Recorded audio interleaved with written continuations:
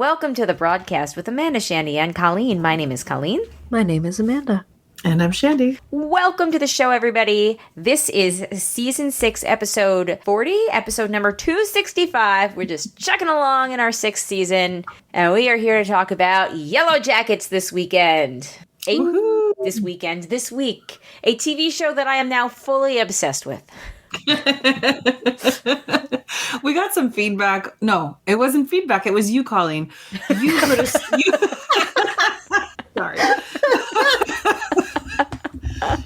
You posted on our broadcast Instagram account when you started watching it, and you were like, "I had no idea what this was going into it, but my question now is, will Shandy regret this?" And I clicked yes. You did. I saw that. Because at that point, I was 1 or 2 episodes in and like terrified.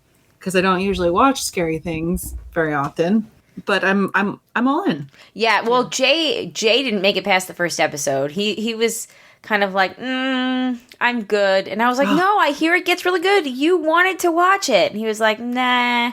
I think he got so messed up from Search Party, just because the last like 2 seasons of Search Party really are a mindfuck. But he was out, so I just went on a tear and watched it like 24 hours straight. I could not stop. I was like, I just want to know what happens next. And when I don't think I could watch it by myself. I'm glad that like Daniel actually watched this one with me. Oh God, one episode by myself. Oh, I watched it. He was like, I'm having negative thoughts. I like can't keep watching this show. I need to take a little break. Yeah, so I was like, okay, and I like watched it by myself in the living room, and I was just like, You see, that stuff doesn't really bother me. The first, was it the second episode? I might have watched on my phone in bed in the dark, and then I was kind of like, yeah, we watched maybe it was in the dark in our bedroom. But not advisable. But after that, I was, because I don't know, I'm very much like, that stuff doesn't bother me. Like, obviously, I don't want anyone to get eaten because I care about the characters. Also gross, but like. But that stuff didn't bother me. Like, I'm able to, like, shut it off and go to sleep and not think about that. I'm way too preoccupied and stressed out about things that happen in my real life that I don't need to be stressed about unnecessarily.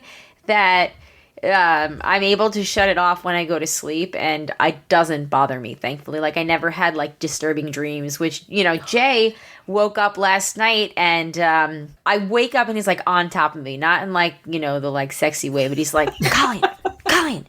And I was like, I looked at my clock. I went to bed at, like, 11:45, and I was going to go to bed at 11, but then the Supreme Court stuff happened, and I ended up staying awake longer. But anyway, the last time I looked at the clock, it was 12:38, and I was so upset I was still awake. I must have dozed off because I was like, Colleen, call, and it's like 1:15. He's like, and I was like, what? I was like, what? And he's like, turn on the light. And I was like, why? He's like, turn on the light. What is wrong with you? Why aren't you turning on the light? I'm just like, I pull the covers over my head. I'm like, why? And he's like, there's a spider crawling on the ceiling. A big spider on the ceiling.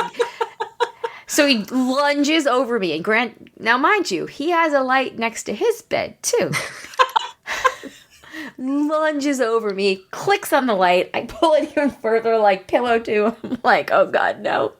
And he was like, oh, I guess it went away.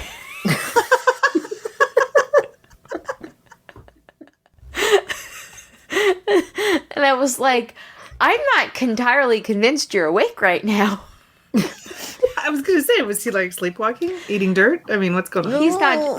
He's not sure. He thinks that it's been happening more often lately with the like sitting up and like saying something, but clearly still being asleep. Not sleepwalking or anything, or eating dirt or murdering dogs and ripping their hearts out for an altar. None of that stuff. Tapping on the window in a tree. But like, I know that part was cool. But it was still, he says this morning, he was like, I must have had a bad dream that was vivid or just still been asleep or something. And I was like, you think? Because then, you know, he gets up, he goes to the bathroom, calmly lays down and starts snoring again. And I was like, well, now I'm fucking awake. Because then any single time I had an itch or a twitch or anything, or touch something like moving in my bed, which would be like a pillow, I just imagined it was a spider. I was like, oh, is that spider here? So this all goes to show that the TV shows don't fuck me up. They fuck Jay up. It's the real life stuff like that make me that mess with me. It's good of you that you can compartmentalize. I feel like my brain just takes both of those two things. There's so many things I can't compartmentalize. Puts them together into one scary hellscape of a dream. Like, I swear, like, I kind of wish I did have, like, a dream journal, because I feel like we're talking, like, big budget movies in this brain. Dude, you should do that. Scary. You should keep a dream journal. They have apps now, too. Because then as soon as I wake up, it's like, they say that if you keep by the time it takes you to write it all down, like, they're very long, they're very elaborate, they're very detailed. I could not write them all down before I forgot it all. Okay, that's fair. Like, they say that formed movies. They say that once, like, you can train yourself to do that, and once you do, you can control more of your dreams, and you could even, like, practice lucid dreaming. Thank you. Yeah, I have written some of them down. Back when I was, like, really good about journaling, I was, like, writing some of these dreams down, because they really are just, like, insane. Yeah. Apparently, according to Daniel, like, he woke up in the middle of the night this week and I was sitting straight up in bed. So I don't know, maybe I was... Good thing we live 6 flights up and there's no dirt to be found. Because I don't know. Are there trees? No. It's a dangerous tree climb. Exactly. Yeah, oh my God. Yeah, they're just little saplings. Not like real trees here. So my initial exposure to Yellowjackets, actually, when you were talking about it on the podcast, I was like, sure, yeah, whatever. I had no idea also what it was about. And then when I started watching it, I was like, oh, I saw part of this out of the corner of my eye a couple of weeks or months, I don't know what is time, a period of time ago. I remember there was like a day on like a weekend, we were like Frank and I were both sitting in the living room, and he was interested in the show, and he like started watching it. And I, even just like the idea of like the plane crashing in the wilderness, I was like, I'm out. And I was like doing something on my computer so I could like see a little bit out of the corner of my eye. But then he like didn't continue it. I don't know if he watched the whole first episode or not. I don't remember. He doesn't really remember either. But I'm like, what the fuck platform? Like, how did he watch that? I don't know. But I swear to God. So it couldn't have been earlier than November, because that's when this came out. I don't know. It's a mystery. Yeah. He didn't continue it after that, but it was a weird like, oh, now I'm back to this show. And it's way different than I thought. Yeah. This was way different than I thought. No idea. But yeah, I do confess that after I saw you answered you were going to regret it on the poll, I went into my own Insta and canceled your vote out and said you wouldn't regret it. Well, in the end, you were right. But it was rough there for a little bit. True. Yeah. And I got over that like first 2 episode hump. And then, I mean, I went back and rewatched the pilot after all was said and done. So, like, now I've seen that twice. Yes, same here.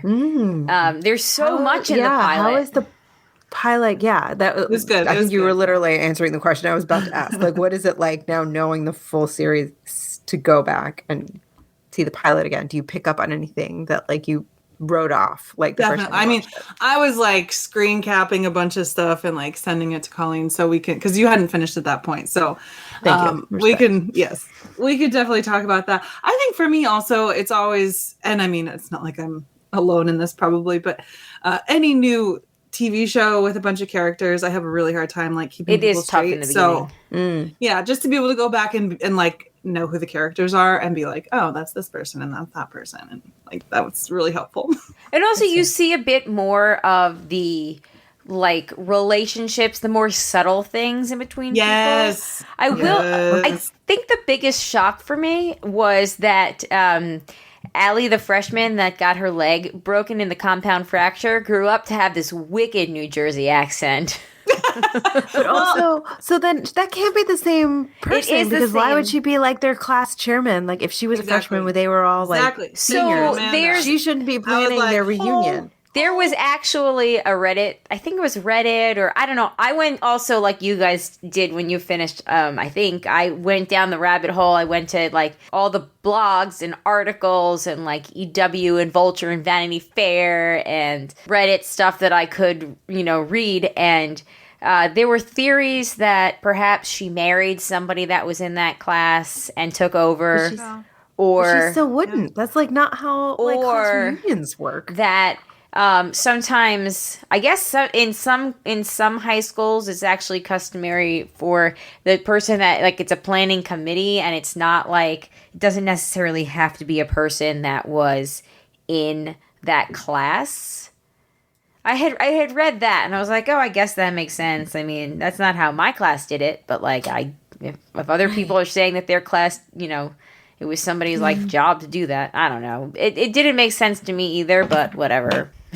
I just couldn't get past the accent. I was like, but how? Where did it come from? It was so offensive. It was almost like the director's like, I have too many important things to do. I cannot correct her performance. We're just going to have to go with it. Right? So but in the first episode, there's definitely things that are set up and relationships that are set up. And even, like, just little things in between characters that kind of, like, come into play later. Like, for instance, and we're getting into spoiler territory, everybody. So if you haven't listened, skip ahead a bit. I will put the time in the show notes that we move out of this talk and into, like, feedback or whatever. Or listen, whatever, that when there's that fight between the girls at the party in the beginning, Jackie says to Van, I love your smile, and then Van's smile gets ruined later on by the wolf. Right. Yeah.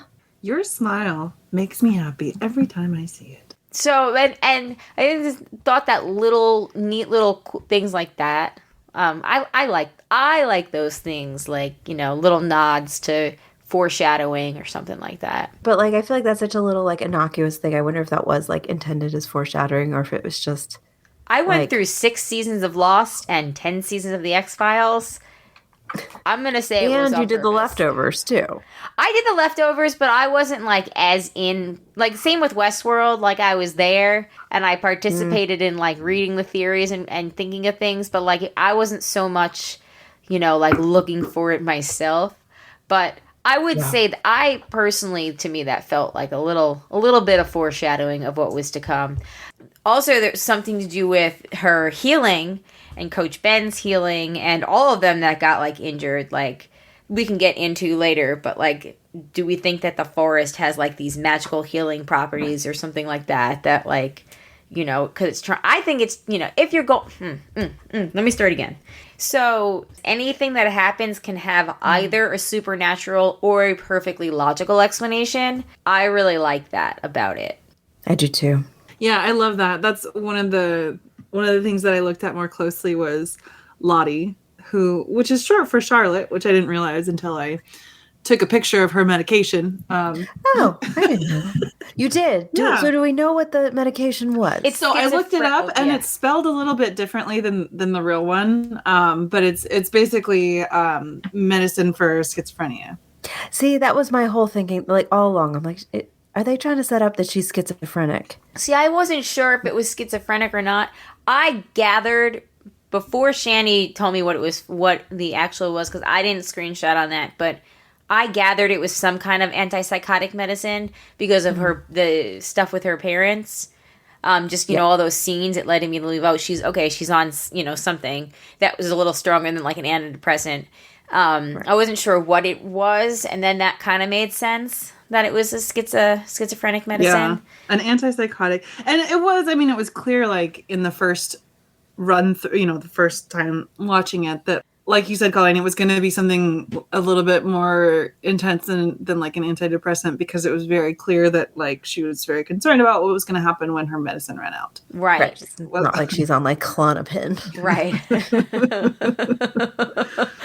No, my Xanax. How will I relax out here in the forest?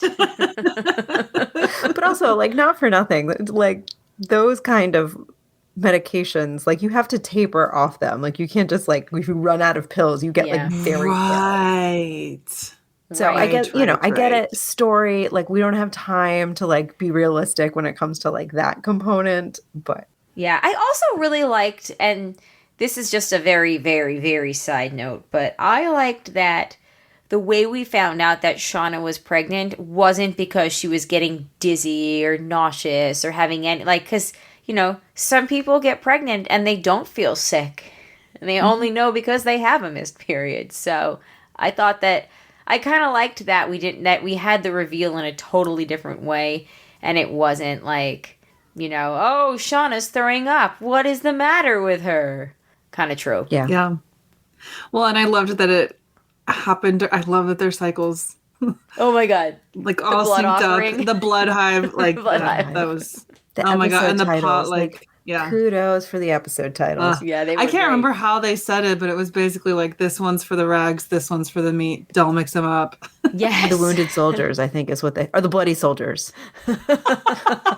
Some of the one-liners, dude, so good. Yeah. Just gotta find an asshole covered in glitter. That was literally the only thing. Like, I watched the whole series. I didn't really take notes because I was just like in it, and that was the one thing I felt compelled to write down. And I was like, you can't have that be the only note you take about this series. And then afterward, I was like, I wish I wrote it down. It was such a good line. And so when they said it again in the like previously on Yellowjackets, I was like, yes.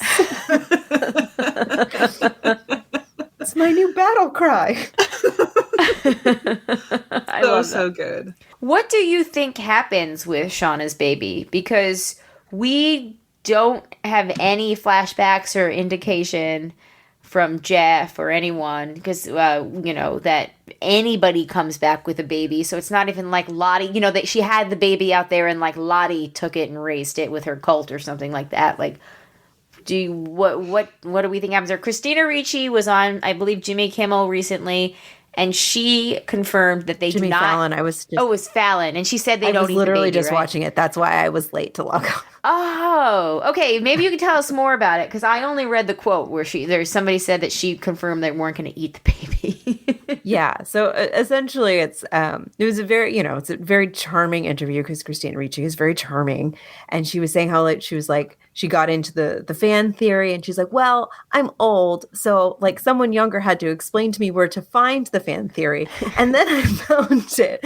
and I got really into it. And so like Jimmy Fallon was like giving her like, okay, I'm going to give you a bunch of like, fan theories and you're going to kind of respond to them. And she's like, is the baby one on there? I need to know. I got really obsessed with this one. And, apparently, so there's a fan theory out there that they all eat Shauna's baby. Yes, that's a theory out there. And Christina Ricci got so worked up about this. She went to the writers and asked if this was going to be a thing. And they confirmed it was not.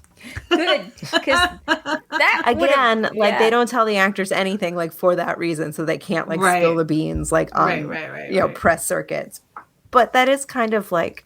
It's good to know. I like that spoiler. Yeah. I feel like that's not like good storytelling to go that route. I feel like they're going to go the route of like the stress of everything and like she miscarries at like a really weird heightened moment within some other peaking drama is when she's going to miscarry. Yeah. We did get a foreshadow though of America in her almost homemade abortion attempt. Yeah. Between that and the Handmaid's Tale, it's like, this is what our future could be. Yeah. We will definitely talk about that after the Yellowjackets talk. I was thinking about starting the show with that, and then I was like, too depressing. I mean, we're already like head first into depressing town talking about this show, so right. But this is a fiction, at least. Yeah, at least it's fiction, so at least it's a little entertainment. Yeah.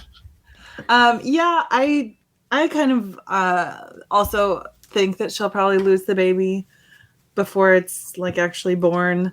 Well, she's about 6 months now where we leave off. So I'm a little bit confused about the timeline. I thought they were out there for like 4 months in season 1. Colleen, you said it was like the better part of a year, but the producers, showrunners said that it's springtime because it's prom time when they first crash and nationals time. So it's like, your late May, early June kind of timeline. And I believe they said that it was about 6 months that passed because they're approaching the winter months in the north, which would make it like October, November, December. Okay. I mean, like first snow in the northern, like in Canada. I mean, it could be as early as like early October, end of September, but especially up that high in elevation. Well, and they allude to skipping at least a few weeks in between things because after what's his face and Natalie break up, Trevor and Nat break up, we, oh yeah, they even say, well, it was like weeks ago. And, it didn't feel like weeks. So I think that was just to establish more of a timeline. Yeah, probably. Yeah. But yeah, so she's certainly showing. During the Doom's prom. Doom's coming, yeah. Yeah. But it's true. If you look at, again, in the pilot, the pictures that she has up, they like pan across the pictures in, I don't know, one of the scenes in the pilot. And you see a picture of her pregnant. And again, it's like, it's kind of hard to see, like, because you're not up close. It's not like in focus, but she looks definitely older. Yeah. Because you see the picture of her when they got married, and she looks older than that. Right. Yes. Because I think you can do the math with Callie is the daughter. Yeah, she's 16, right?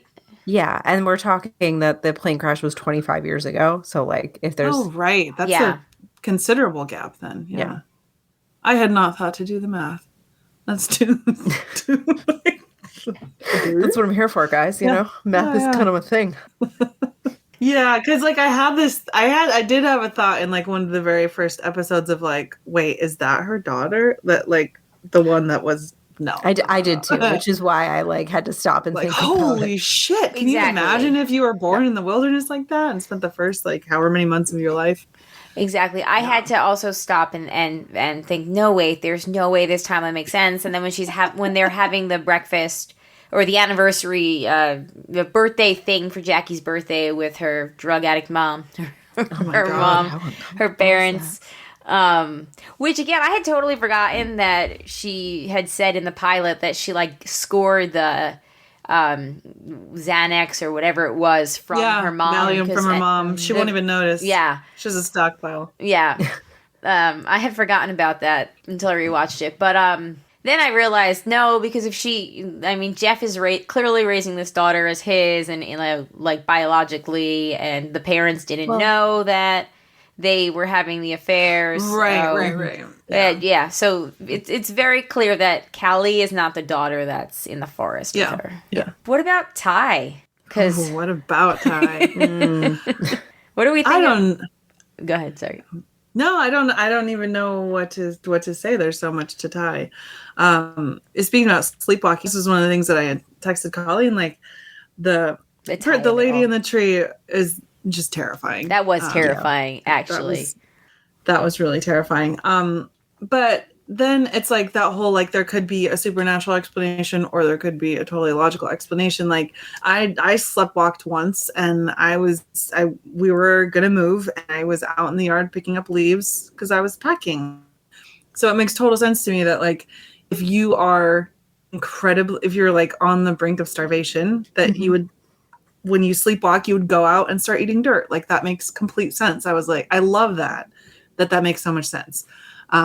But I do kind of agree with you, Call, that there's certainly something more sinister to it because we did see the dead dog head. Right. With the heart. Which made me like so her sad. Face, like that, like final shot on like her face at the end and like how sinister she looks. Like it's like they always walk this like this razor's edge of like, is it logical? Is it a cult? What is it? Yeah. You just have to tune in next season and find out. And why? Is it just by virtue of them? Why do they all turn the way they do? Like, is it just that they've, after a certain amount of time struggling like that out in the wild, you just degenerate into that state? Or is it the place? Like how Lottie was saying that they didn't want the aviator to leave. So is there something magical about the place? Which, by the way, I do have to just say, it is so fucking lucky that they found that creepy ass house, because otherwise they really would be dead. Yeah. Yeah. Like, it's fucking cold.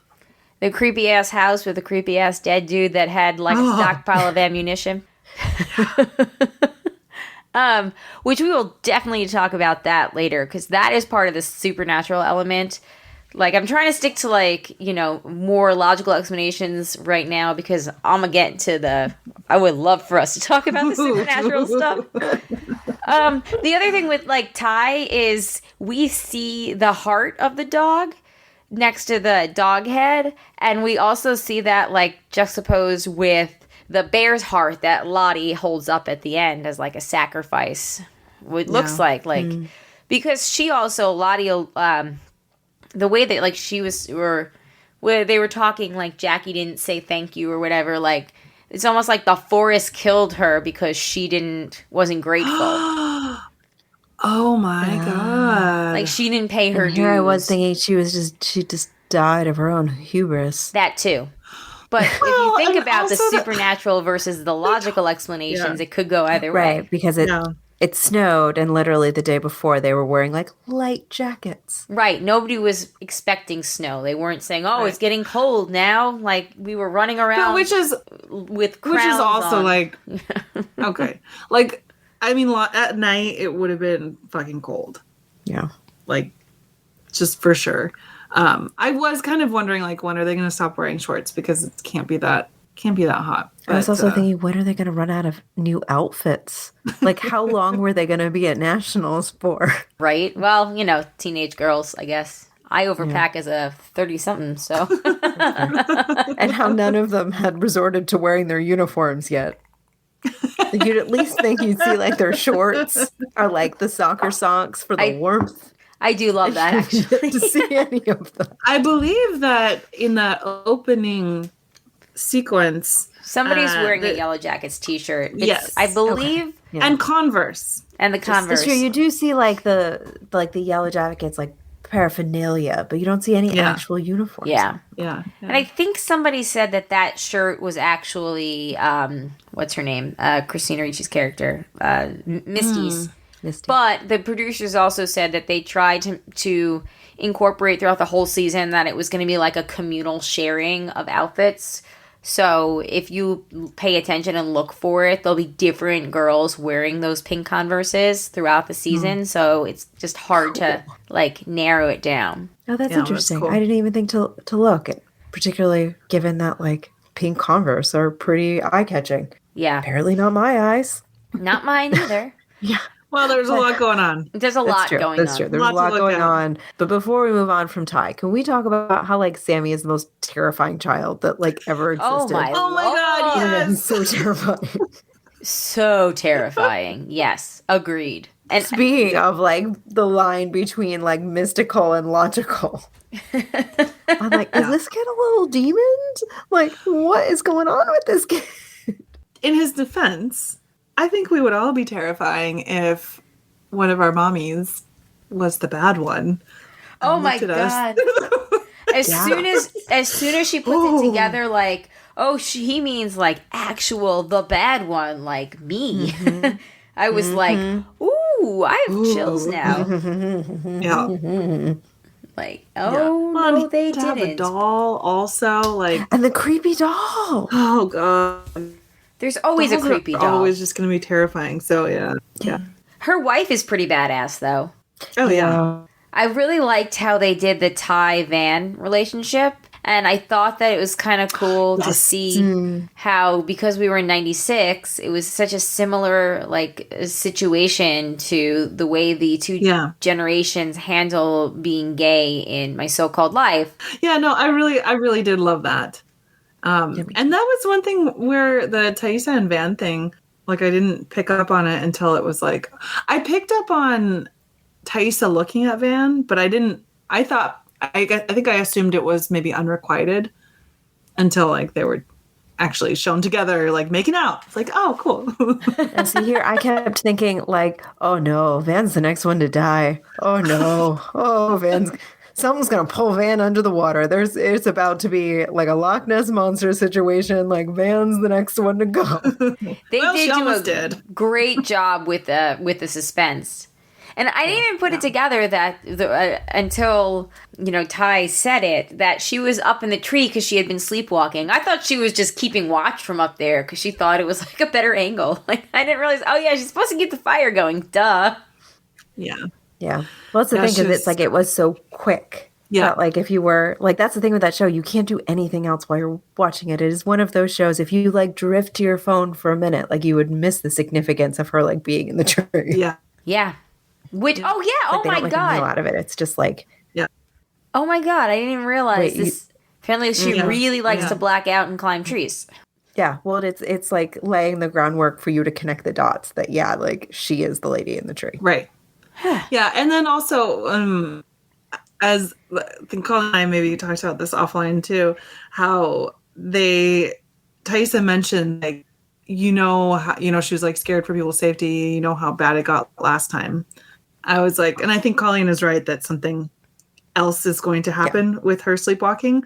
But also, the last time that we've seen so far is when Van got attacked by a wolf. So that was pretty bad too. That's pretty bad. Like, it could work for that as well. Yep. Yeah. No, I think it's something worse for sure. But that's just No, I think you're right too. But I like that it could also just be the other, because like getting almost ripped to shreds by a wolf is pretty rough. And then putting her on a pyre to burn her. I know. She's so funny though. Like the way she reacted to that. Like, really? Fire?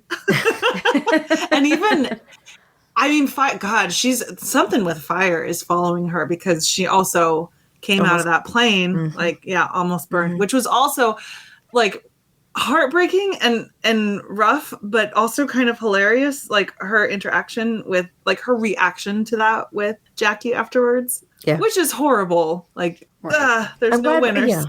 Yeah. I'm just glad we have more Van. I guess if I had to pick between keeping Van or keeping Jackie, I would probably keep Van. Oh, 100%. If we're going to F, marry, kill them. Yeah. I do like, though, that Jackie did get to have her redemption with Van when she saved her from the plane. The other plane, the second plane, right? Yeah. When she pushed her out of the way. Yes. Of the advancing propellers. Probably the only selfless thing that Jackie does the entire series. Seriously. Yeah. Like, she's not a horrible person. She's just, a prima donna in a way, or... She's just like that girl. Yeah. Like, and even just like the casting, like she just looked like that girl in high school in like the mid 90s. Yeah. That was just like all about cool herself and popular, and like all the boys liked, and she like wasn't like super pretty, but she was like attainable pretty. So that's why everybody liked her. Oh, I think she's super pretty. I think she's like, but she's like attainable pretty. Exquisitely pretty. Yeah. No, I think Taisha's exquisitely pretty, both young and old. Both of them. Yeah. Oh yeah, I would say both. Yeah. There doesn't have to only be one exquisitely pretty person. Very true. Very true. Very true. It is a TV show after all. Right. They're all professional actors, so there's a bit of exquisite beauty to all of them. It's like heightened reality. What about poor Natalie? I love Natalie. As a teenager and as an adult, she is, I think, my favorite. Juliette Lewis is just fucking amazing. It was pointed out in a lot of the articles that I read, which I hadn't really even thought about, but that we have so many like 90s stars who were teen stars in the 90s. Yes. Who are now playing the adult, which I was like, oh yeah, that's right. And it is really fun. Like, I love me some Christina Ricci, like Casper. Mixed up my titles of Addams Family, Supernatural. Addams Family but like, the casting is awesome. And Natalie's just really, really great. And she's just such like a good person, and like the way, like, I love how much she cares about Travis. Yeah. Yes, and it's like in such a mature way. In the end, like she really, like, the whole like Jackie thing, she doesn't get swept up in that bullshit. Mm-hmm. She just like really cares about him as a person and wants to help him. Yes. Which is she's like the complete opposite as a person as Jackie. Like, she comes from a hard life, she's clearly a tortured soul, an old soul. And she like cares about relationships on, the intimate level that they like physically hurt her to see somebody else who's struggling. Yeah. It was, I think, really interesting to see everyone's family life and just sort of like the socioeconomic situation that they came from. And I think it was so realistic then to see how they ended up later on in life. Like of course, irregardless of the whole like tragedy and having to spend 19 months out in the wild. I think that really does affect like the material. existence of what's her name? Jackie's best friend. Shauna. Shauna. I think that really affects the material existence of Shauna. Like, she doesn't go the direction that she would have otherwise, but like a lot of them, it's like, yeah, that's the direction you would expect. And of course, like, Nat, maybe she would have had a different life, but it's not surprising that she struggles as an adult when we've seen what she came from. Yes. You know. Agreed. Yeah, and I have my theories about Natalie. When Shauna and Ty are talking, and I think it's when Ty reveals that she paid for Natalie to go to rehab again, and she's like, "Why do you keep doing that?" And Ty just was like, "Shauna," she says something like, "Hold on, I think I read it." We owe her a lot. We owe her so much. We owe her a lot. Something to that effect. So and I didn't totally come up with this theory on my own. I read in a comment somewhere, but like, what if the reason that they so Lottie, we know she's formed a cult, which, speaking of 90s stars, Shannon Sussman is apparently like a favorite front runner to play grown-up Lottie, and they look so much alike. I know, right? Yes. Yeah. Yes. I think that would be awesome casting. Yeah. Also, what is she doing these days? I don't know. I don't know. The last thing she was in was like 10 years ago, right? Because she was in 40 Days and 40 Nights, A Knight's Tale. Knight's Tale, which we gotta watch. A Knight's Tale. I've read some cool things. I have never seen it. I think let's add that to our list of we can totally special add episodes. That. Okay, we can totally add that. Anyway, what was I talking about? Natalie. I think that I was wondering if perhaps it comes down to a Natalie versus Lottie, and like they have to kind of take sides. And the Natalie faction is more like, hey, maybe we should stop eating each other. And and then Lottie waits around in the wilderness for 25 years and then... Or That's something. true. It would make the revenge. Getting Natalie getting kidnapped at the end way more plausible. Right? Yeah. Like, I feel like the last two episodes, like the 2021 timeline, got like less and less plausible and more just like, guys, where are we going with this? Like, everything got more and more flimsy. Right. And I think they said they have between like 3 and 5 seasons that they could plan, depending. Like, they have an arc. They have like an A to a point A to B to C like planned out, which is good. They also, Easter eggs. They said there's Easter eggs that people haven't caught that will be revealed. Like the man in the dream, Shauna's dream, who says, you can come with me now, so whatever. Creepy. So that guy is in the opening sequence. And I always fast forward through it. But apparently, like, the creators said they know who he is. They know how he's going to play into the story. And that's why he's in, the opening scene. So... Okay. That's interesting that it's actually a man, because I thought it was like an androgynous woman. Huh.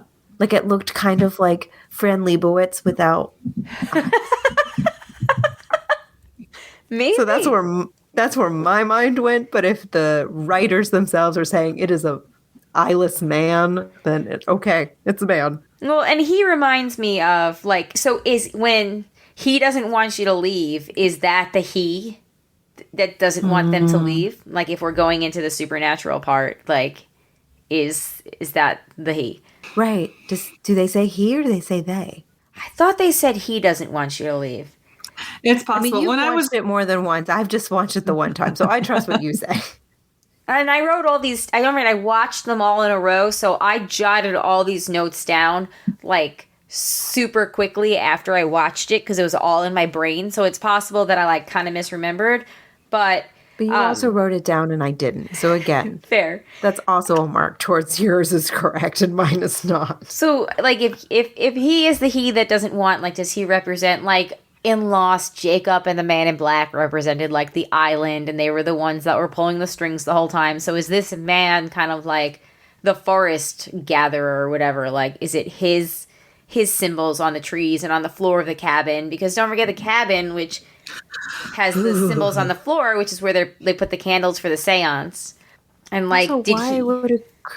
Sorry, go ahead. Finish. Oh no, did he make Laura Lee's plane crash?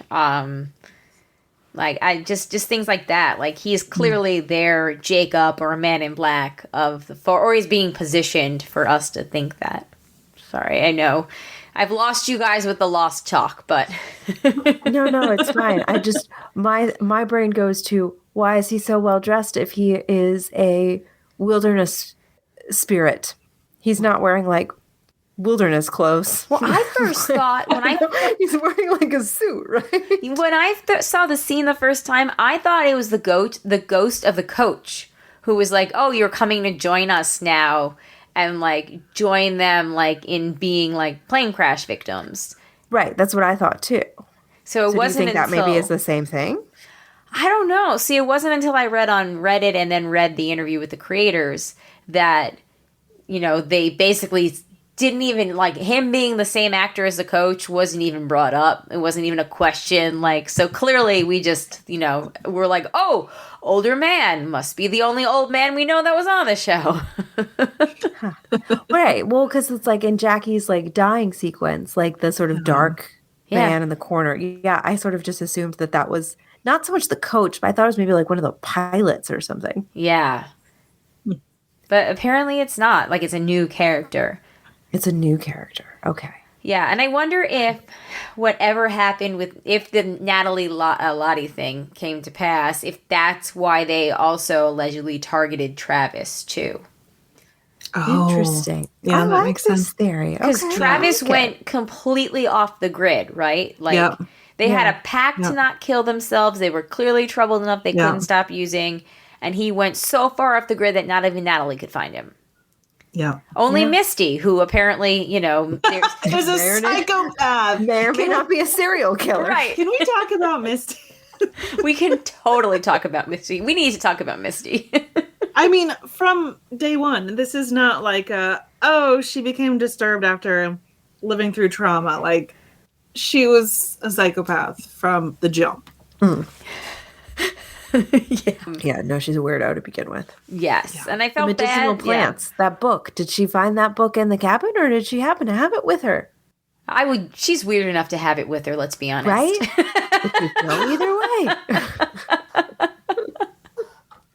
There's a theory out there that she's working with Lottie's cult. I don't get that. I think she's just completely out for herself and whatever's going to get her friends. I agree.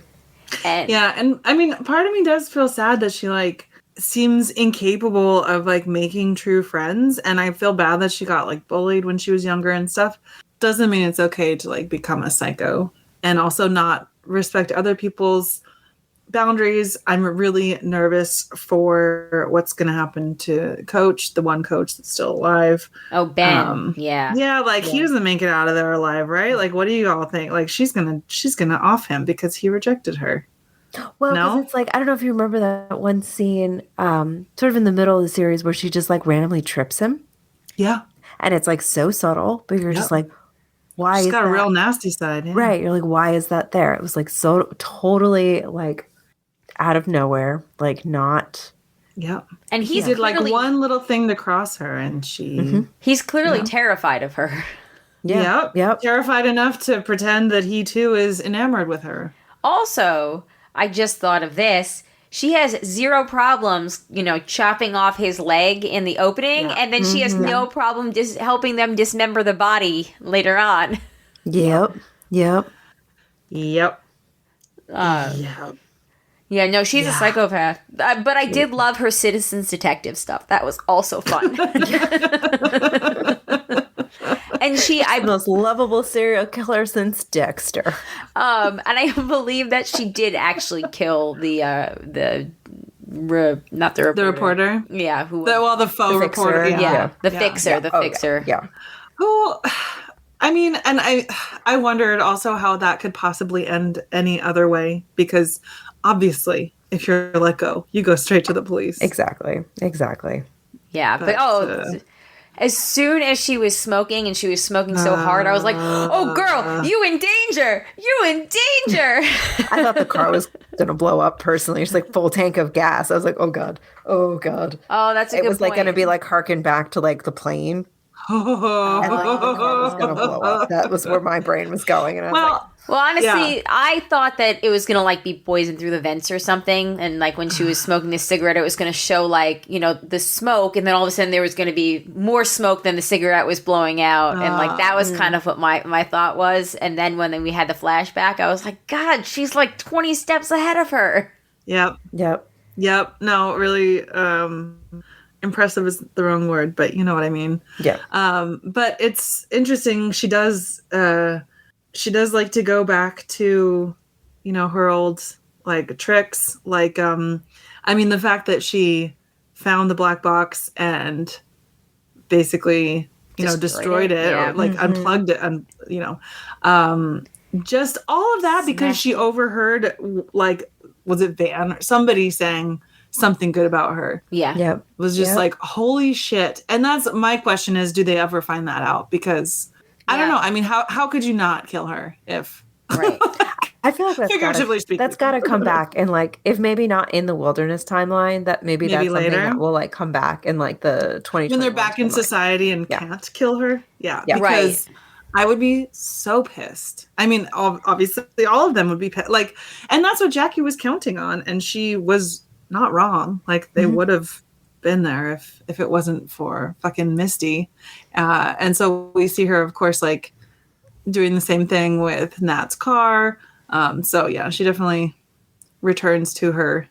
She has a few tricks up her sleeve that she likes to pull out. It's kind of interesting how the way that the hierarchy kind of switches in the wilderness too. Like, all of a sudden somebody that nobody had any use for, like Misty, becomes like, you know, the Florence Nightingale with zero bedside manner. And, you know, someone like Jackie just sat around and sulked to the point where Shauna was like, dude, you've got to like pull it together here. Like, come on. Yeah, it actually made me think a little bit about Survivor. Like, they're gonna vote you out. Yeah, and they did. Oh, but Jackie, the consequences. You don't go to Ponderosa. Jackie would have been voted out first day. Yeah, Van would have been medevaced. Yeah. So real question, were you disappointed with the way that Jackie died? Because it's like, I think, and like sort of to pull out just like a tiny bit, like I think it's very clever storytelling how like there's certain characters that we absolutely know what their fate is, and then like a whole swath of characters that they keep like intentionally ambiguous. Yes. So it's like we really, all we know is that like our four main actresses are still alive and that Jackie is definitely dead. Yeah. And we're set up to think that she's the girl in the first opening, you know, scene. Yeah. I want her to be the one that got eaten. I was not disappointed by how she died. And in fact, I was like very sad about it to the point that I thought about it for days afterwards, which is why I can't watch these shows like right for bed. I thought it was in a way like just not beautifully tragic, but like just like so poetically tragic, like in a way like so preventably tragic. Yeah, like she was her own. She was her own undoing. Yeah, but they also told her to go outside. Like, I agree that she was her own undoing, but she could have come back inside or stormed upstairs. She could have, yes, and they could have also not told her to go outside into the freezing wilderness, right? Like, but. And then, though, on the other hand, like, if you're going by the supernatural, you know, maybe it was always going to snow. Maybe there was always going to be something that happened to Jackie because she refused to do Lottie's little I give thanks ritual thing. So, like, but I was dreading... I was dreading getting to a scene where we watch them eat Jackie because we got to know her still. And then when we didn't, I was like, oh my God, this is actually like just so tragic. Like it wasn't even like she ate herself. They weren't like eating their own. Like it was just, she couldn't hang. And but I get it. Like she was going through things and like. Yeah. didn't want to die a virgin, and she didn't. So Yeah, good for her. Check. Oh my god, that was also when they were having sex. I was like, oh, this is like in Scream where they tell you like the virgin's always the one that lives. So make sure don't once go you have upstairs, sex, don't have sex. But I mean, the thing too is that it's like it makes me so sad for her, and it also makes me so sad for Shauna, and that's where you can start to see that like, yes, this was a traumatic experience, and yes, they saw people die in the airplane, and I can only imagine the like lasting scars that would have on a person. But like the guilt of knowing that you sent your best friend outside and they literally died, that's the kind of stuff that like, how do you get over that? It's really like, they talk about a little bit, in their adult years, like, I mean, how hard it is, and now you see why. It's more than just like, a plane crashed and we saw a bunch of people die. Like, but we see how fucked up they still are, right? We see, Shauna,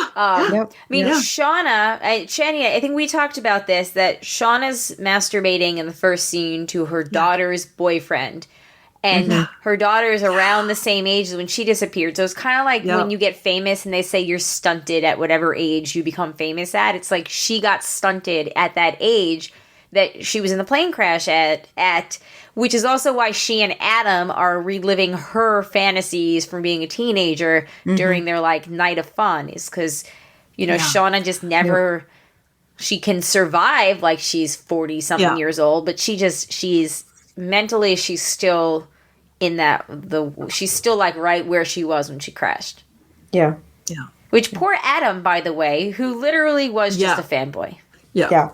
Well, do we think that's true? Do we think there's more to Adam's character that we're going to find out in future seasons? They confirmed he's done. He was literally just a rando that she met. So it just adds that's really disappointing. I know. It adds kind of tragedy. Lame. Yeah.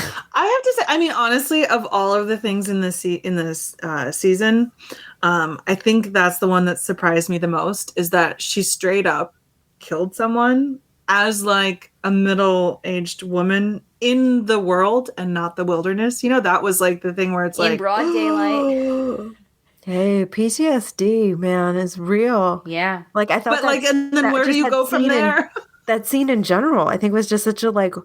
wonderful, or what I would imagine like a window into like psyche, a psychotic break looks like. Yeah, because even when she stabs him, we have that shot where it's teenage Shauna that's holding the knife in him. That she was acting out of fear and self-defense. Like she really thought that she was in danger. Yeah. It wasn't like malicious. Yeah. Who else do you think is alive? I mean, we know Lottie's alive. Right. We've basically all been confirmed that Lottie is alive. I would love if Van was alive, but I know, me too. Yeah, but I don't think it's likely. I think also something really terrible happens to Javi. That was what I was going to talk about. What do we think happens to Javi? Because I've read everything from there was a theory that Javi was Adam grown up, and she just hadn't seen Javi since they got off, so she wouldn't know what he looked like 25 years later. Because he mentions he has an older brother and blah blah blah. But that was a theory, but obviously was disproven. I also saw a random theory where someone was like, he's a werewolf. That's why he disappears during the Doom's Coming thing. And I was like, no, they were all on shrooms. Which that is the wrong series. Right. Yeah.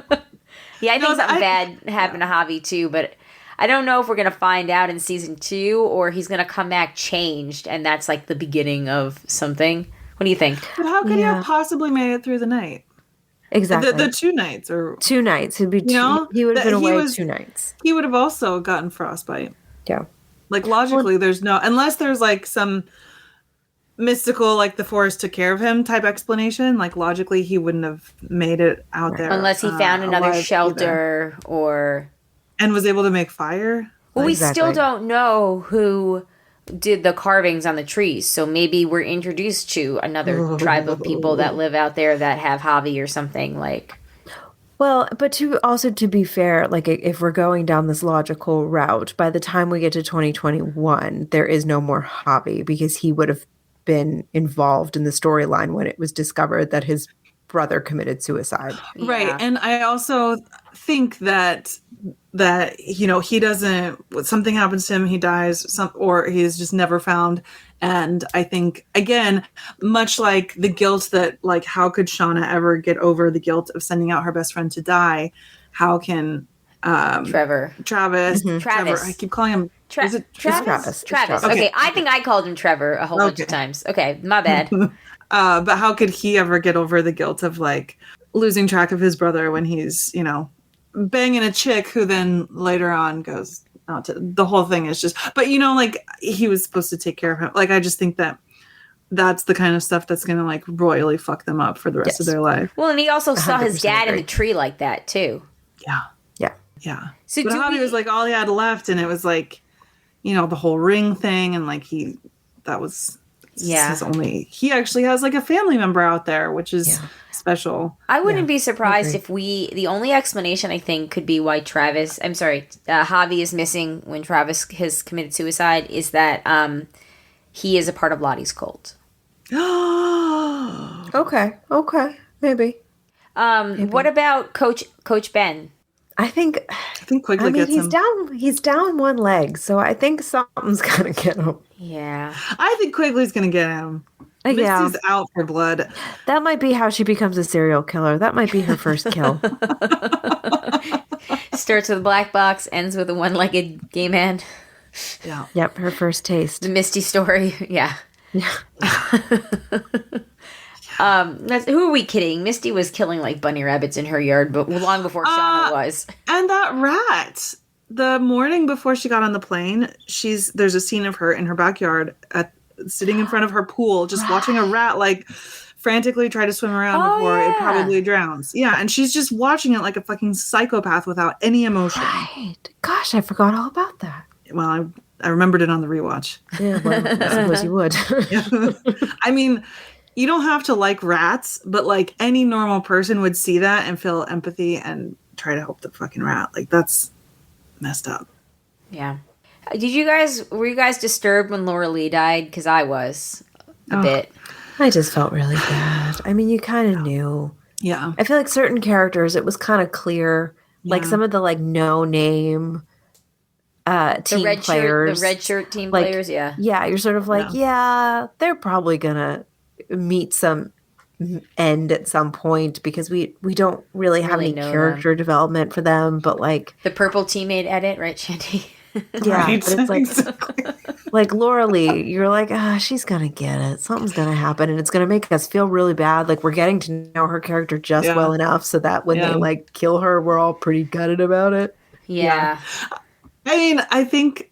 So, she baptizes Lottie, and she may have had a hand in starting this, like, sort of, like, satanic cult, which is kind of ironic. So, there's that. Yes. Well, because that's she like encouraged it and unleashed the Lottie. Mm-hmm. I mean, I think it's, like, comforting to think that because she had such strong faith, like, it's not that we don't have to feel as bad, but, like, she had some sort of comfort in her last moment, and she wasn't, like, I don't know. She had her eaten by a bear or something. Yeah, she had her stuffed animal there. So, yeah. She had her stuffed animal, which I thought was actually Jackie's. Because when I rewatched the pilot, I think Jackie was the one who packed that. Well, maybe it's the same way and they're sharing clothes. Maybe maybe that was, like, a nice thing that Jackie did, that she gave her the bear for, like, comfort. Yeah. Okay. And it was the bear that caught on fire. Yeah. I was a little bit confused about the mechanics. Like, was it just that the plane... Which, that was the red smoke, because it was the river of blood, right? And the red smoke. That was what was Lottie's. Oh. And the river of blood was foreshadowing what was going to happen to Van with the wolf attack. And then the prophecy was fulfilled when the plane blew up, because that was the smoke. Oh, Wait, shit. I'm sorry, what? Remember Lottie, before the group left to try to go... whichever direction they were going in order to try to find help. South. South. I don't know. No, I think you're right. It was in south. Canada, go south. They were just going to keep going south until, I don't know, they hit ocean.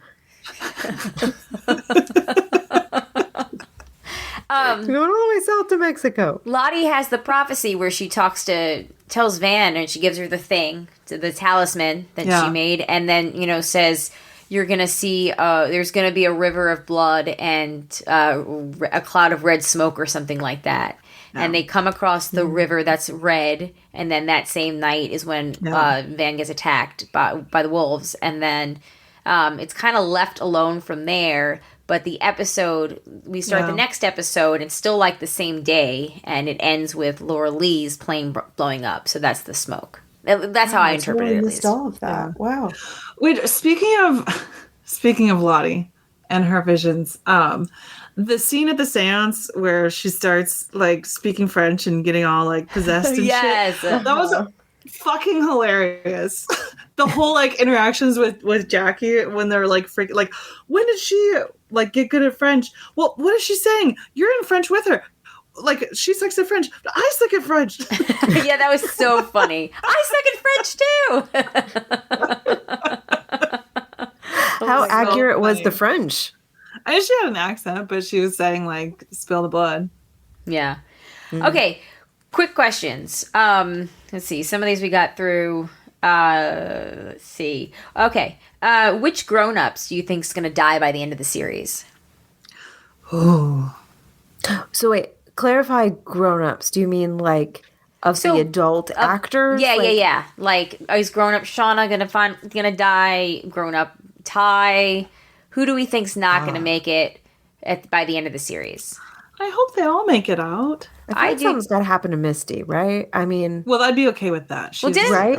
Is Misty the one that jokes? The villain has to get their comeuppance. But isn't Misty the one that jokes that she's a cockroach?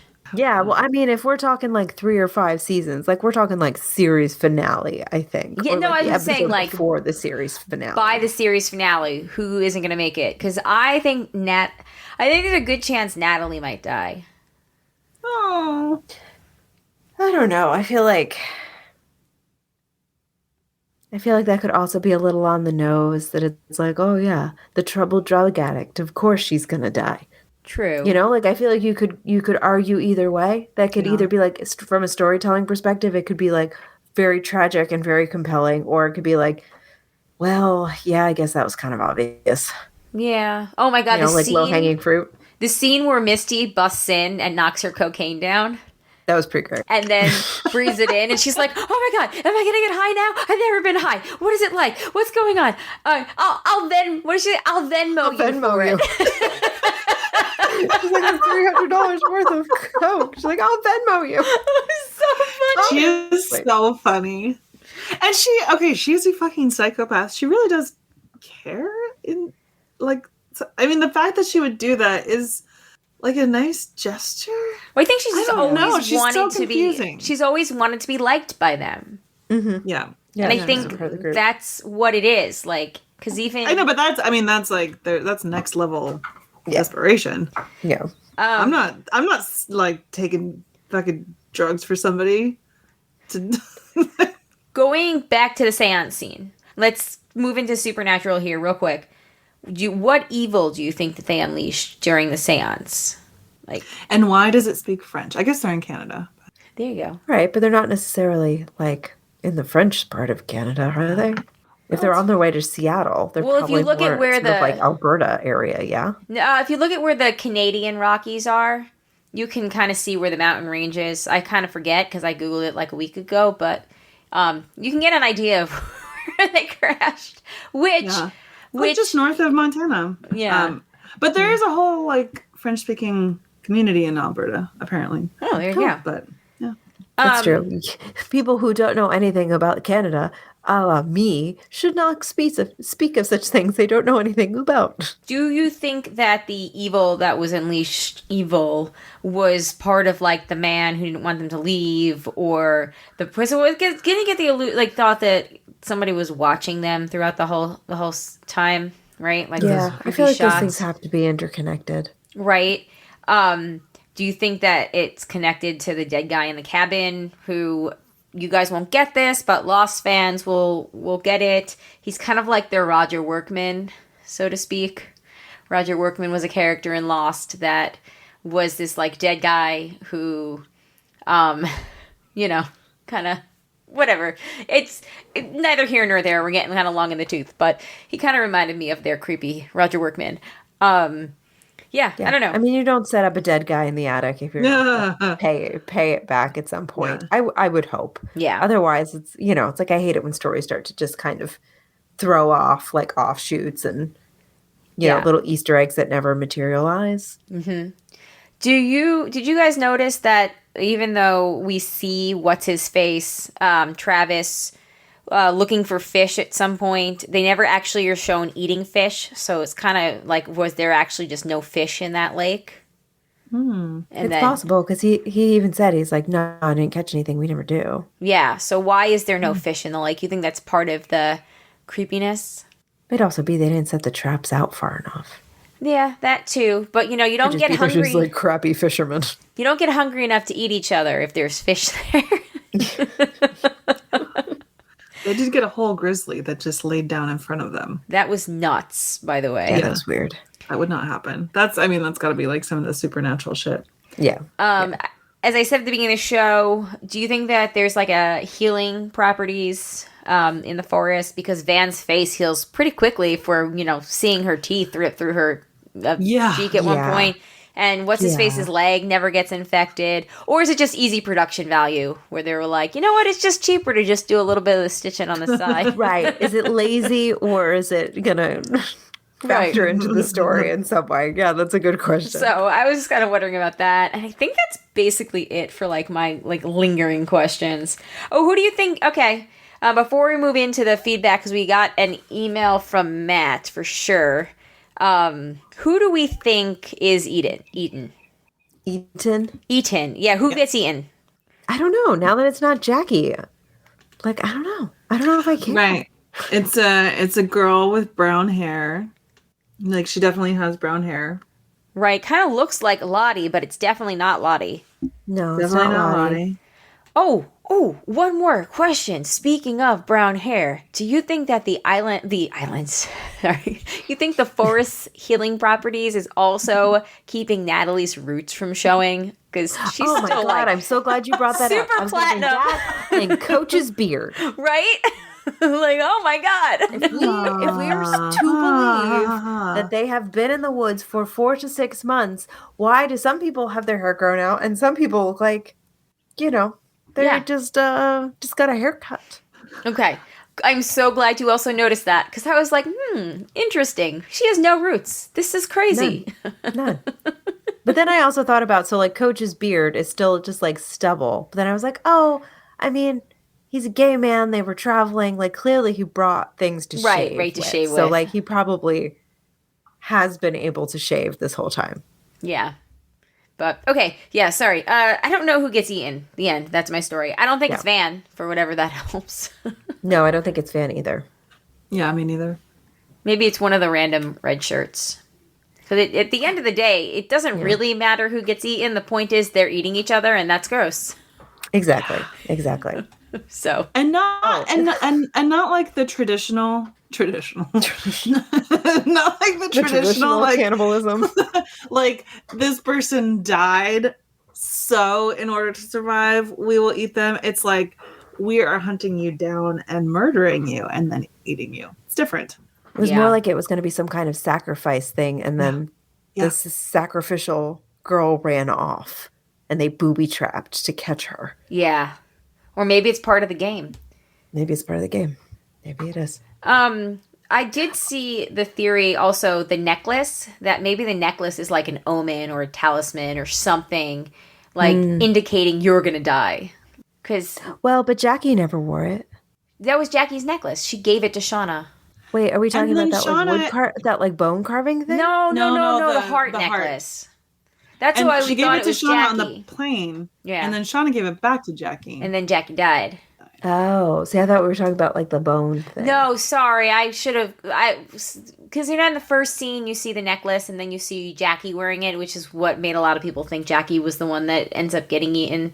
Man, I need to go back and watch the pilot. I don't remember that at all. Yeah, it's pretty obvious shot on because you don't see the dead girl, but you see the necklace, and then you immediately cut to the 96 timeline, and Jackie's in her room, and after she's like making out with Jeff, like she puts the necklace on or something, but like it's very clearly obviously hers, and then you see her give the necklace to Shauna on the plane. Okay. Any last thoughts? Otherwise, I'm sure we're gonna have more when we get into a little bit of feedback from it. One more thing. Yes. What do we think that Natalie was right about in the note that Tell Nat is she it was right. Lottie? Something about Lottie? that one comes from a Mr. Daniel Drake that wanted to make sure that I brought that up. Ooh, that's a great question. Right? Is it something about Lottie now that we have this Lottie theory? Maybe. I think it's possible. Or maybe Maybe Natalie. something about Javi. Yeah, I was gonna say maybe Natalie thought Javi was alive the whole time or something. But tell Natalie she was right. It was also really the only thing. Okay, a lot of I suspend disbelief pretty easily with these things. But the fact that Misty was like, "What? Let me put these pictures together very randomly and come up with like this random pentagon thingy that makes That's this again thing." feeble. The adult timeline gets a little wonky. But if Lottie's kind of a part of it because she plays both sides, then I could also Misty. Sorry, if Misty's playing both sides, I could see that she would, be a Deus Machina for that because she was a part of it. So she was just like the informant. Anyway, Right, planting the seeds that you get there. I feel like that is a story trope we've seen before. That's a good point. But that said, I don't know. I got to think about it. Let me think about it while we take a break, and then we'll come back and we'll answer Daniel's feedback and anything else that we have. All right, we are back. We're getting to get into feedback about the show, but while we were taking our little break, I did a little Reddit searching about the note that was Daniel's question. So I just basically went to Reddit. Somebody was like, the real question is, who did he give the note to? And then there was a whole bunch of Misty found it. Red flag, red flag, red flag. It's true. It's entirely possible that she made it herself. Exactly. It's just a red herring. Somebody else said, tell Nat she was right is an anagram for LT was here last night. Lottie, whatever her last name is. Ooh, oh my gosh, I just got shivers. Let me look up her last name because it's on her prescription. I mean, I'm sure this person has already verified that, but Lottie... It's like, isn't it like Lottie Scott or something? Because the sponsor also says it. Like, who the hell is? So I can't. But LT and Lottie, like if you Lottie LT, like if you say it fast, it can be code for her too. Okay, gotcha. Because it looks like her last name might be Matthews. I can only see the second half of the last name, but it's not looking like Tatthews. So. The she may not even be Nat. Tell Nat that this third person she was right. Oh, that's True. Somebody also pointed out that the song Vienna was playing after that song starts playing after that scene. It's also the song that's playing after the keep calling it Doomsgiving, the Doom's coming. So maybe that has something to do We with are it. not having a Doomsgiving this year on Broad No Day. Doomsgiving. No, No thank Doomsgiving. you. No, thank you. I'm going to be washing my hair that night.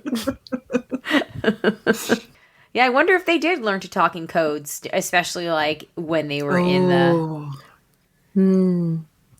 Once it became one faction against the other. If that's what happens. It's possible. I do have to say, aesthetically, I was very impressed by the Doom's Coming. There we Doom's go. Coming.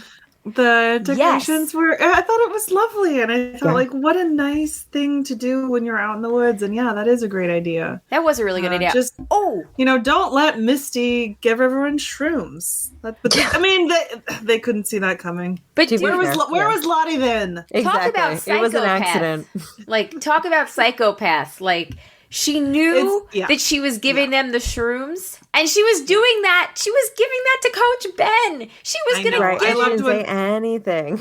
When they found her out and they're like, you drugged us. And she was like, they were meant for Ben. Like, that doesn't make it better. It's like, oh, well, in that case. It was kind of funny though, that scene between I was gonna say Uncle Ben, Coach Ben, and Nat when they're tripping. Nat. Yeah, I love their like friendship.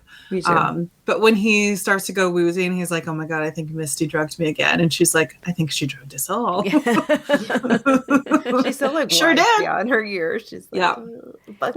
And clearly Buckle up. she's done magic mushrooms before because she's like, yeah, buckle up. It's gonna be a long Well, she day. dropped acid the day before. Right, and I think yeah, that's that's true. why they set that up. Like that's why they had her tripping acid at the party before they left, so that now in that scene, like that's how it's our gateway in, our window into the tripping balls of it all. Yes, the gateway drug into yes. That she becomes like our tour guide. Yes, yeah. That she's able to establish what actually happened because she had just experienced it. Yeah, because nobody else knew. It like blew their minds the next day when they right, that they needed to be told, and they were like, "Oh, right, that makes so much more sense." Yeah. So it's like you needed a character that we all knew had that experience before to like to clear that up for us. Yes. Yeah. Agreed. And I guess I missed this, but Jackie did not eat the soup, right? She's the only one that didn't eat the soup because she hadn't been eating. She hadn't really had an appetite. She wasn't eating very much. Yeah. And she didn't eat that night. She like wasn't feeling it. And she was the only one who did not trip. Yes. Right. And they made like such a big point of like showing that. So I wonder if that's going to like pay off in a bigger way later on. Or I wonder if it was just like a storytelling device to be like, she's having sex of her own free will, everyone. She chose to not have the soup, so she's doing this because she just wants to lose her virginity, and it's not like a rape thing. I don't think I would have actually really taken it that way. Yeah. Because they kind of started having sex when they were still sober. It was like during it. I loved how he was like, but we disappeared. But to me it really just again set her apart, which had been happening already, and then for her to be like the only person that didn't go totally nuts and like try to then have an orgy and kill him, and then the next day to be like one of the only people who kind of had like a clear head about like, hey, y'all went crazy. Yeah. And to like call that out of like not being okay. But then she's also like, again, othered from the group. There's also... Agreed. Like I see like why they did it, but it's just like how we get into it like felt really disingenuous to me. Like making the big scene of like her like tossing it over her shoulder like really dramatically and like... I think it was just a plot device to establish. She's a dramatic teen girl. She's dramatic. But I think it was just really... I guess. Well, it was supposed to show like she's sober. She's this, like whatever. Yeah. Yeah. No, and I get all that. It just like rang a little. It just like came off as a little like thin for me. Like it didn't feel like organic to the story. It felt like a means to an end.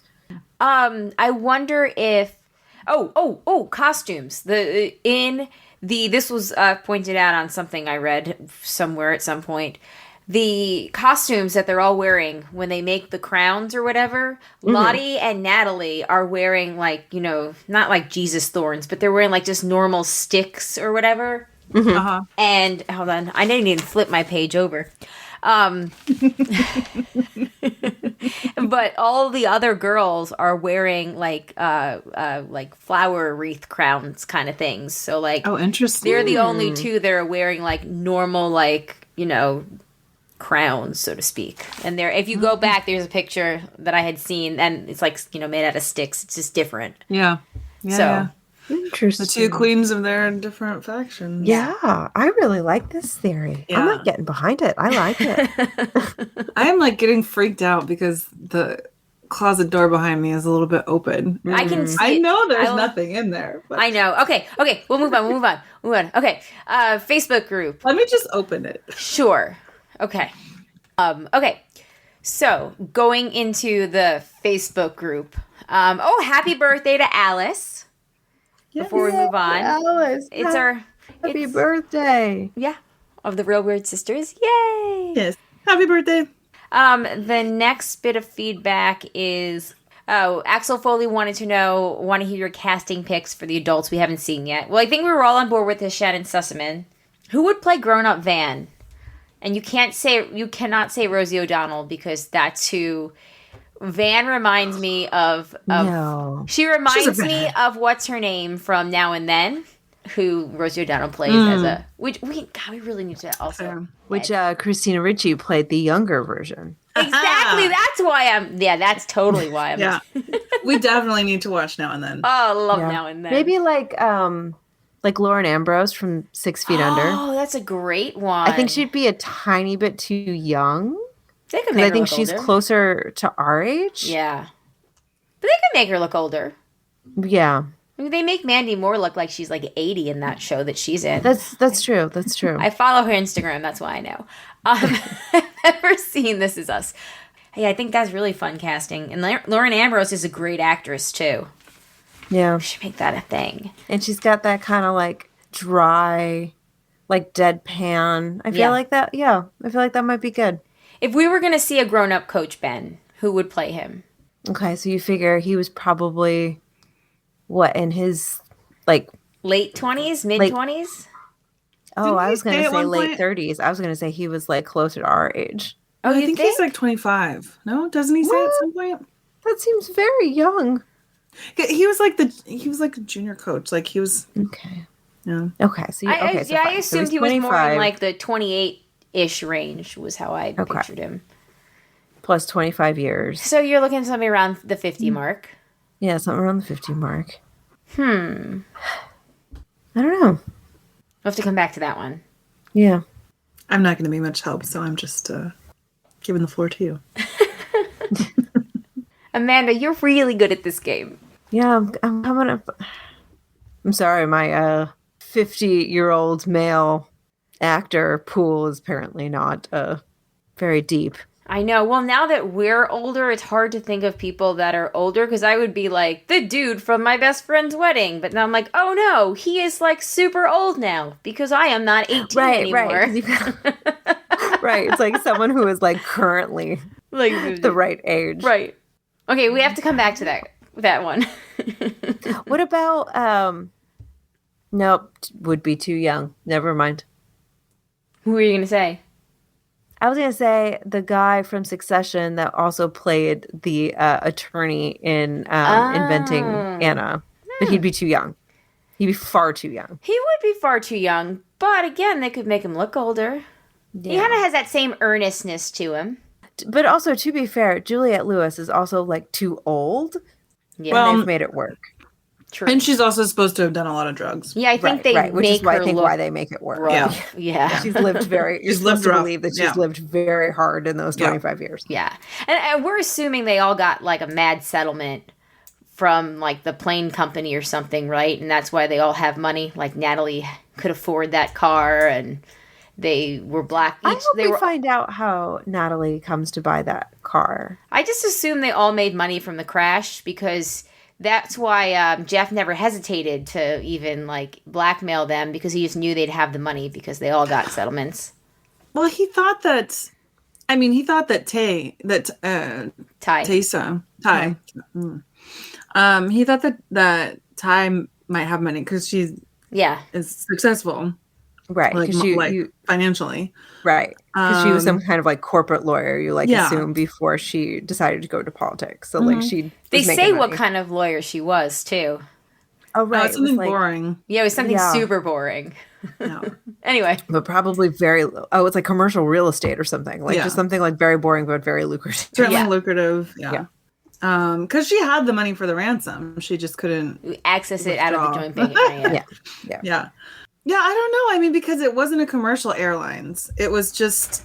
I mean, I guess So Lottie's dad just like paid for a private flight. I don't know. I don't know. I don't know how that works. We'll find out. Kim said, such tour de force performances by the entire cast. Pilot episode offers the best cold opening sequence since the Battlestar Galactica miniseries part 1. Oh, that's a good one too. Holly said, I just started this series, have 4 episodes left, but so far it's great. I hope she's finished by the time she listens are in for a treat. Yeah, seriously. Spoilers abound. We also have an email from Matt of feedback. Does anybody want to read it? I can read it. Okay.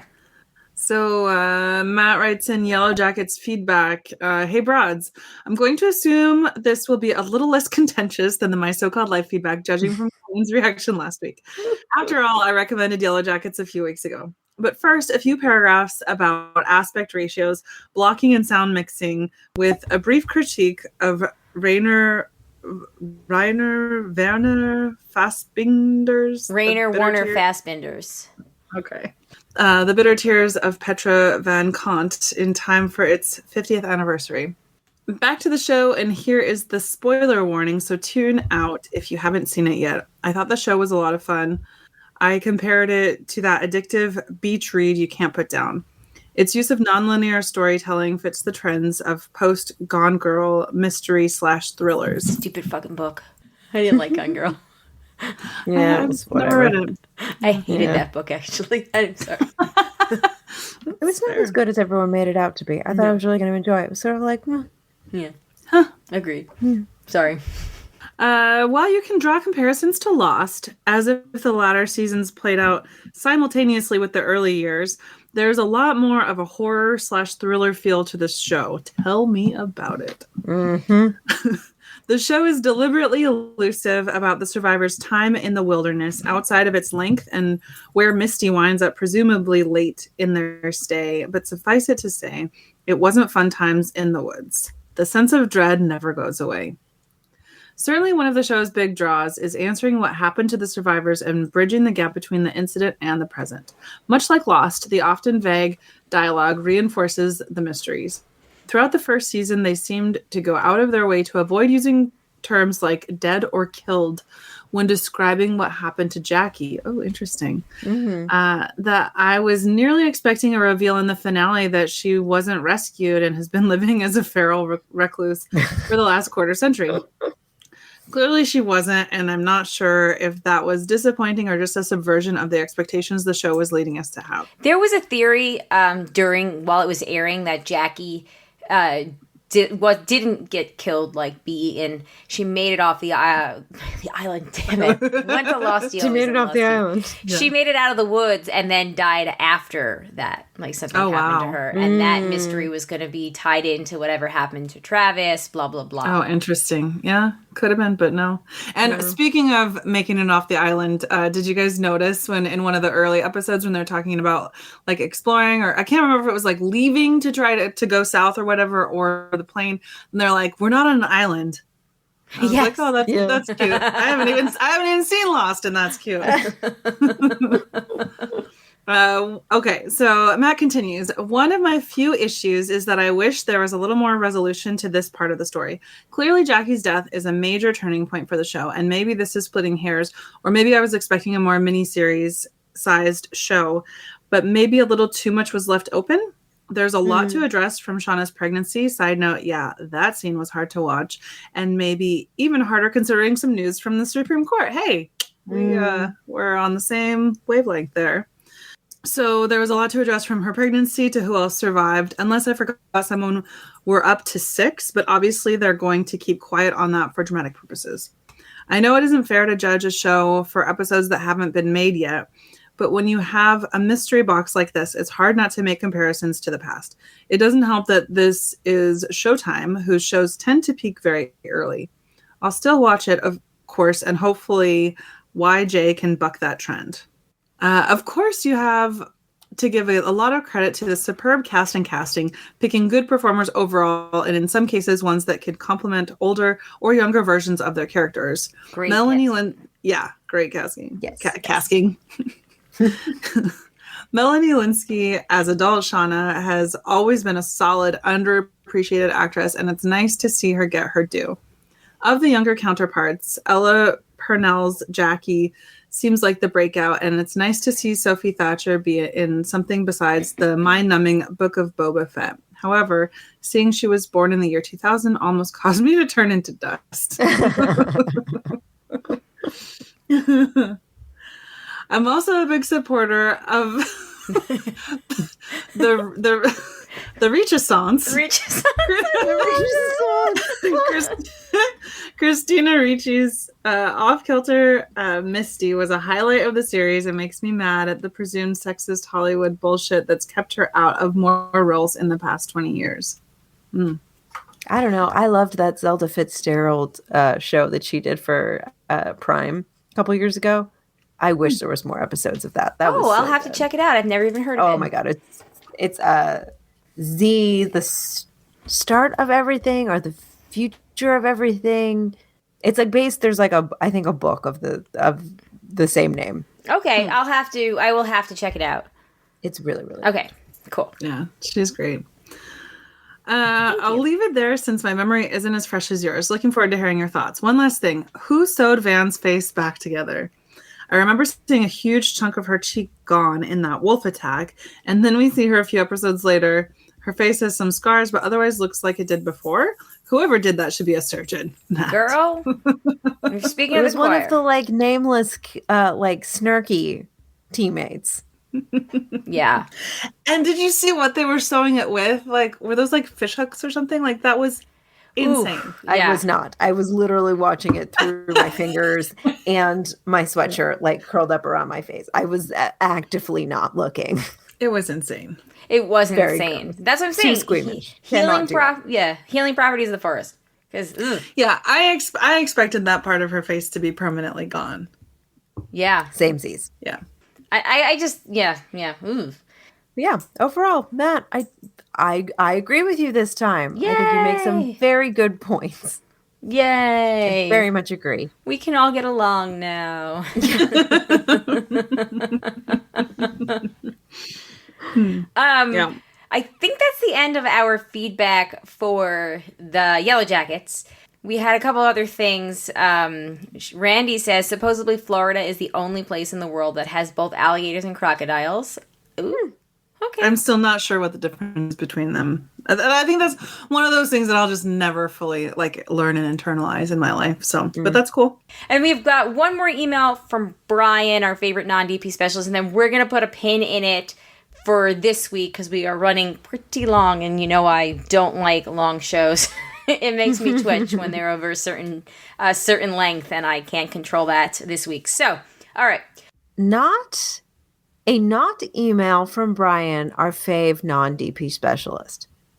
Because we didn't get it as an email. We got it as a... Facebook Messenger. Got it. I'm in on the joke now. Okay. Hi there, Colleen, Shandy, and Amanda. Sadly, no official email today, but did want to relay one. I hope Amanda is feeling better this week. I hope it wasn't COVID. Spoiler, it was. Which is again popping up quite a bit. You don't say. I've learned a few things about the new Omicron subvariants today that made me cringe. Yeah, me too. I recommend masking up more often in public. Yeah, that would have been good. Then you want to. I'm going after booster number 2 now. I'm going to get mine this week. Colleen, I got to see a photo of the golden shandy. Ha. And that is an outstanding Christmas ornament idea. I sent him a picture. That's very nice. And 3, Shandy. Congrats and kudos on running that marathon. I tip my cap to you as I'm always amazed at anyone can do that. Me too. Seriously. But also, I commend your unorthodox strategy of implementing your kick mid-race to get to the shitter rather than at the end of the race like the boring runners do. Smiley face. Have a blast recording tonight, Colleen. May you get all the Yellowjackets feedback you can handle. Brian. Thank you, Brian. We appreciate that. Yes. Indeed we do. Speaking of Yellowjackets feedback, if you had anything you liked tonight and you want to send us emails about it, let us know. I think we're all down for talking about it now. If you think you know what the note means, let us know. Thebroadcasters3@gmail.com. If you know who should play grown-up Ben, middle-aged Ben, let us know. Anything you want. Also, one thing that we did kind of run out of time to talk about, and I know it's going to be a long topic, probably calling for a broad topics at some point. At some point soon, so we'll have to figure that out. It leaked that the Supreme Court, which we all knew was going to happen anyway. I think we just weren't prepared to find out at 10:30 at night on a Monday. That, they're going to overturn Roe v. Wade, and they want to come for gay marriage next. They're going to come for birth control. They're going to come for everything. I mean, we're going full Gilead. Yeah, we are. It's already illegal in Texas, right, to provide gender-affirming care for transgender teenagers. So, I mean, it's going to be great. And by great, I mean no. Yeah, I'm actually glad we don't have time to talk about it because I'm still just like there's a lot to really like formulate coherent discussion points about it. Like I'm just still so and we'll put the subject disappointed out there. by how unsurprised I am. Yeah, and I will say, like, I certainly follow more women than men on Instagram, but I did notice that, like, when I was going through my Instagram stories today, there was a lot of outrage about this. It was all from women. Yeah, I noticed that too. There was a lot. So come on, guys. Yeah. Yep. Get in the game. Yeah. In the game. So if you do have anything, though, send us an email. We can talk about it next week as well. Although, speaking of, John Norton actually posted something again, anti-it on Instagram stories. So, see, we've got... Oh, nice. Yeah. Okay. Congrats, John. You were the first man I saw that did this, I think. Maybe. Frank had a pretty great post. Do I follow? But not on the Insta. Oh, okay. On Facebook. Gotcha. So that's it's a lot. We're gearing back up because 2020 is the year that's just 2016, 2020, the years that just keep on giving. They're never going to go away. But, you know, lot to digest and process, and we can talk about it next week, and we would love to hear anybody's feedback with about the topic. So hear what you're thinking. We're not going to set up broad topics until we know more about what's going on, because I have a feeling this was just the beginning and we're diving headfirst into a lot. So, stay tuned. We'll try to figure something out. All right. On that note, though, thank you all for listening to this extra long episode. On June 1st, it's a Wednesday, we're going to be recording. We're back to movies. We're going to talk about Can't Hardly Wait, 10 Things I Hate About You, and Clueless. So those were movies that were near and dear to us in our young adulthood. I feel like I've definitely watched Clueless since I've been an adult, and maybe Can't Hardly Wait. Oh my God, so many times. Yeah. I don't think I've watched anything post 2016, so I do wonder how post like Weinstein stuff, like, this like society has changed a lot over the last like 5, 6, 7 years. So I'm wondering how they hold up, but I'm optimistic. Well, spoiler alert, like getting with your stepbrothers, like never been cool, but when it's Paul Rudd, I mean. Right. Yeah, I mean, Hey, Paul Rudd, he could play Coach Ben as a grown-up. Oh! He'd be a little short. So he could wear lifts. Maybe. That's it. I'm going with Paul Rudd. The end. Mic drop. Anyway, get your feedback in for those 3 fun movies of our teenagehood. And I do really want to do all of the Little Women at some point and compare them. I love that idea. Because I'm here for it. My coworker is 28, so she's 10 years younger than us. And we were talking about, she's like, Little Women, like, and it's great with Florence Pugh. And I was like, oh, I was talking about the Little Women of my childhood. She's like, oh, isn't that one like super old? And I was like, it's with Claire Danes and Kirsten Dunst. That's not that old. It's 90. And I was like, that's 94. I was like, Winona Ryder's in it. She's still famous. And she goes, oh, I was thinking about the one from like the 50s or something. Yeah, there is like a really old I've seen that one too. I know, right? I was like, oh my God. So you have not lived until, spoiler alert, you have seen Claire Danes as Beth die, because that is a very moving scene. Anyway, on that note, everybody, thanks for playing. We will talk to you next week. Thank you to the patrons, especially the ones that contribute a certain level, and that would be Eckhart, Rickner, Tack from Tokyo, Maggie the Magnificent, Joanne with Plan, and Ed the Creepy Poopy Head Mailman. Thank you guys so much. Like to become a patron, go to patreon.com/Jay and Jack. Woo! All right, on that note, thanks again. My name is Colleen. My name is Amanda. And I'm Shandy. Peace out, everybody. Bye. Bye.